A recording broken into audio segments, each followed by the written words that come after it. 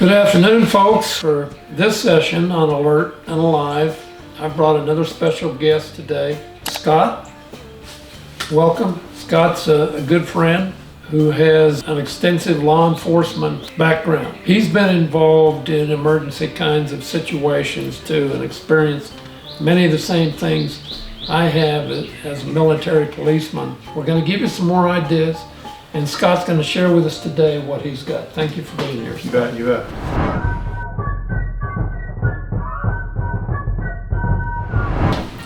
So I learned a lot watching Dave do his presentation last week. So this is a much more simplified version, and I got so many ideas last week that I needed to go do some shopping so I can kind of enhance this a little bit. When I think about my go bag, first thing I'm going to do is think about where am I going to sleep. So I bring a sleeping bag. This is a pretty nice sleeping bag that I used to use as a scout leader and really like it. It's great to have something in between you and the ground. This is actually an emergency blanket, but it can also be used as a tarp. That takes care of my sleeping.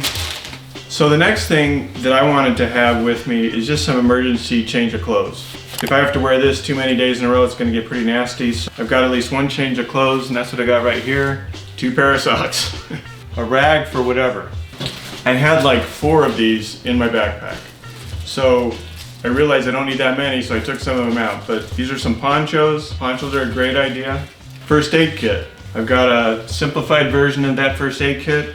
It's great to have, and if you're having to hoof it, you never know when this is going to come in handy. This is super light, very inexpensive, so I always bring this in my backpack. So these are little emergency blankets. You can't go camping without this, right? This little bit of equipment can come in really handy if you need to cook up some food, which I'm going to show you here in a minute. If you need to make a fire and put this over the fire, real helpful. I've got some poker cards, but that's, in case you get bored. So this is something that my wife came home with. These are little flashlights that don't use batteries. You can just rotate that there and get enough juice for the thing to work. So I thought that was kind of fancy. Again, this is not very expensive, but having some sort of flashlight I think is super important if you're forced to be out at night. So we have those, and then I've just got a regular little flashlight here, and I've got a couple of spare batteries with me. So this is kind of goofy looking.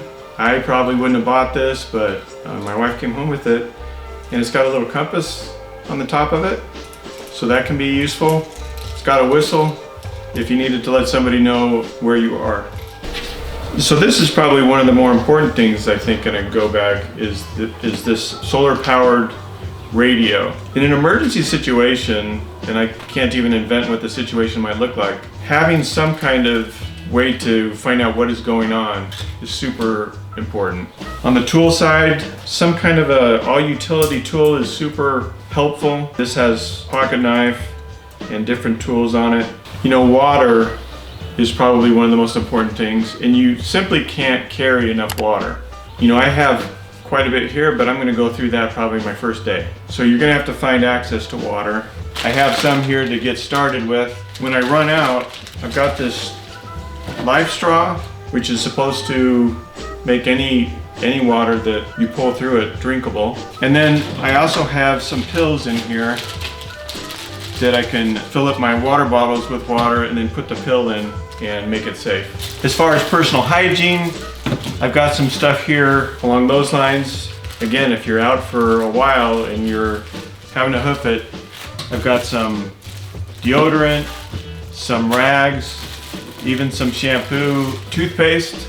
When you're thinking about doing your own 72-hour kit, just find a bag that you have in your garage and start with that. And grab you a change of clothes and a poncho. And so some personal hygiene, I think I have too much. As I'm sitting here staring at it, I'm like, why do I need all of that stuff? Yeah, I probably don't. Sunscreen is important. I'm a big advocate if you're gonna be stuck hoofing it, have some sunscreen, maybe a smaller bottle, but have something. I've got some different fuel in case you need to make a little fire and cook up some stuff. Got a little collapsible small stove. So that's what these are. These are fuel tablets for this little camp stove. I got some matches. Matches are pretty important and pretty easy to get. And then I've got some food. My Cliff Bars are super easy. Just rip it open, lots of energy. I can get some water and do a stove and the whole 9 yards. Anything else you'd like to share with? No, I mean, this is obviously not going to solve every emergency that happens. This is for a very unique situation. Your best option is usually to stay at home or stay at your vehicle. Yeah. But if you had to hoof it, this might be helpful. Here's some ideas. So thank you very much to our followers and subscribers. Hey folks, this is Twitch from Alert and Alive. Thanks for your attention. Please subscribe, put a like, and spread to your friends, neighbors, and family. Thank you very much. Don't you hide it. Alert and alive. Walk outside. Alert and alive. With open eyes. Alert and alive is how you survive.